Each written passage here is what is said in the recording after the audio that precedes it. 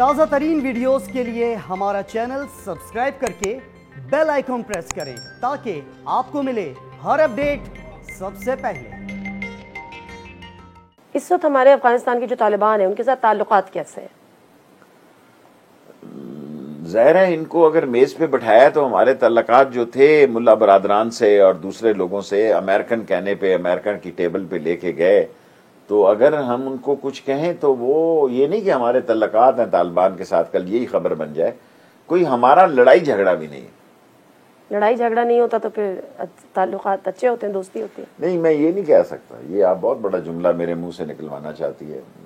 Situation is very sensitive. और जो महाजरीन 40 लाख जिसका बार बार जिक्र कर रहे हैं जो पाकिस्तान में इस वक्त मौजूद हैं, उनको भेजने का वापस कोई इरादा है? देखिए, जिनको भेजा भी गया वो $300 और $500 दे के वो भी किसी न किसी तरीके से कोशिश करते हैं।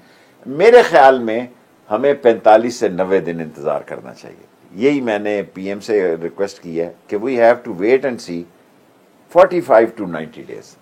ये मसला जो है पाकिस्तान के लिए एक बहुत बड़ा जो मसला है, दुनिया के लिए जो बहुत बड़ा मसला है, वो किसी एक तरफ हो जाएगा।